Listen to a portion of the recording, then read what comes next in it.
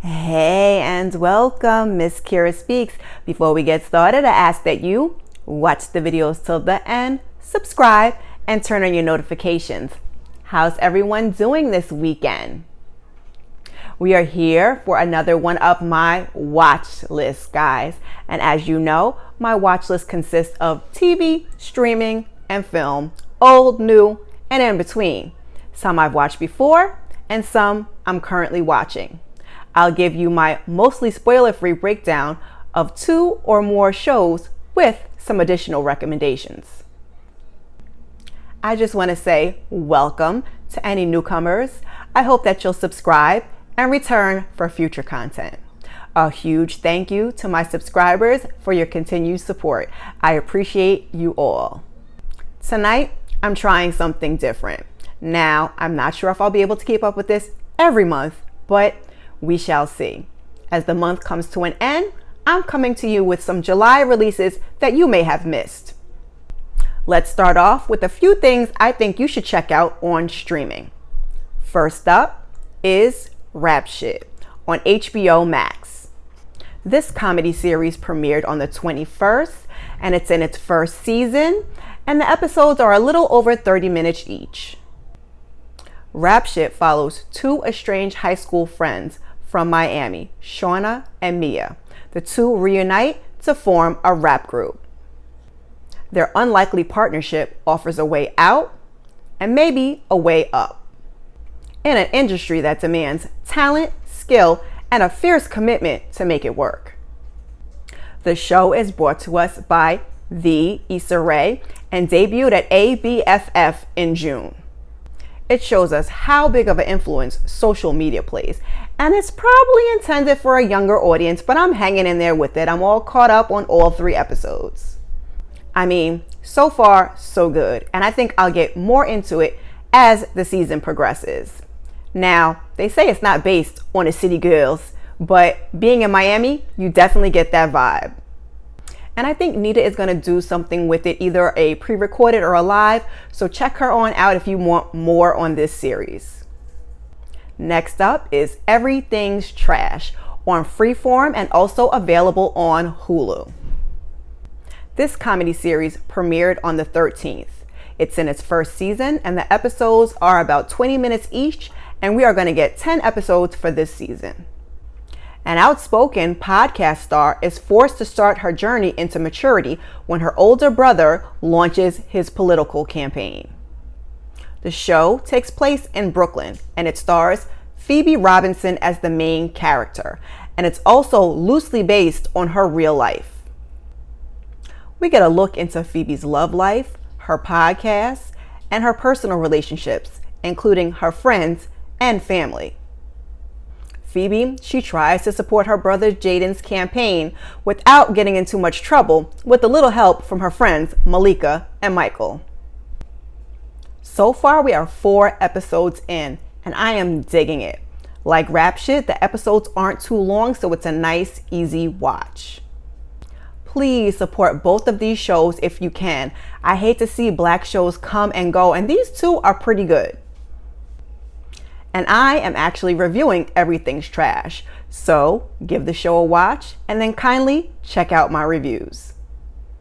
My last streaming selection ventures away from comedy and series. The Gray Man on Netflix is an action thriller, and it was released on the 22nd, and I think some theaters did also get it on the 15th. It's rated PG-13 and has a runtime of 2 hours and 2 minutes. Nameless, fearless, relentless. The CIA trained him to be a ghost, to exist in the gray. Now they want to make their most dangerous asset disappear. That's our quick Netflix summary.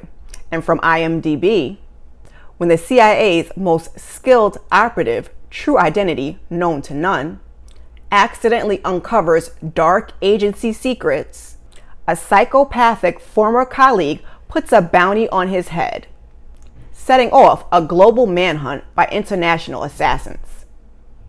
This action-packed movie stars Ryan Gosling and Chris Evans, with appearances from Regé-Jean Paul, Billy Bob Thornton, and Alfre Woodard. Now, let's talk about a few July film releases. We're going to start with some family-friendly ones and finish with some not so family-friendly. First up is Paws of Fury, The Legend of Hank. This animated comedy was released on the 15th. It's rated PG and has a runtime of 1 hour and 43 minutes. A down-on-his-luck hound finds himself in a town full of cats who need a hero to defend them from an evil villain's ruthless plot to wipe their village off the map. With help from a reluctant trainer, the underdog must assume the role of fearsome samurai and team up with the felines to save the day. The only problem is they all hate dogs. The movie stars Samuel L. Jackson, Mel Brooks, Ricky Gervais, Djimon Hounsou, and George Takei. Next up, Minions: The Rise of Gru. This animated comedy adventure was released on the 1st. It's rated PG and has a runtime of 1 hour and 27 minutes. In the 1970s, young Gru tries to join a group of supervillains called the Vicious Six after they oust their leader, legendary fighter Wild Knuckles. When the interview turns disastrous, Gru and his minions go on the run, with the Vicious Six hot on their tail. Luckily, he finds an unlikely source of guidance, Wild Knuckles himself, and soon discovers even bad guys need a little help from their friends. The film stars Steve Carell, Jean-Claude Van Damme, Russell Brand, Taraji P. Henson, and Julie Andrews. Now, this was another one that me and my guys did get to the movie theater to go see over my staycation, and it was pretty cute if you like the Minions. Next up is the DC League of Super Pets. This animated action adventure released on the 29th. It's rated PG and has a runtime of 1 hour and 45 minutes. Crypto the Superdog and Superman are inseparable best friends, sharing the same superpowers and fighting side by side in Metropolis. However, when the Man of Steel and the rest of the Justice League are kidnapped, Crypto must convince a ragtag group of animals to master their newfound powers for a rescue mission. The Warner Brothers film stars Dwayne Johnson, Keanu Reeves, and Kevin Hart. Me and my guys, we checked this out earlier today. Pretty cool little movie, and it's great for the family. And so what were your favorite parts of the movie? Let's get closer. Everybody can hear you. I like the part where Batman said that better be a lantern toy or I'm gonna freak out, and I like the surprise part at the end. That was pretty cool, that end credit scene. Thank you so much. Thank you to my little helper for his comments. I had to have him step out because this last one isn't so family friendly. Last up is Nope, our horror sci-fi released on the 22nd. It's rated R and has a runtime of 2 hours and 10 minutes. Two siblings who run a California horse ranch discover something wonderful and sinister in the skies above, while the owner of an adjacent theme park tries to profit from the mysterious and otherworldly phenomenon. From director Jordan Peele of Get Out and Us, the film stars Daniel Kaluuya and Keke Palmer. Now, I haven't got a chance to check this one out. I've heard so many different things about it, some good and some bad, and I really do want to go see it. I'm just trying to figure out, do I go see it in the movie theater or do I just wait to see it? We'll see. Have you guys seen any of these July releases? What other good July releases did I miss? Drop down in the comments and let me know. Now, like I said earlier, I don't know if I'm going to get to do these every month, but it depends on how much time I have and what gets released.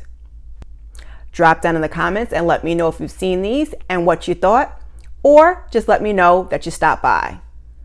In the meantime, if you're looking for more, please check out some of my other watch lists or content.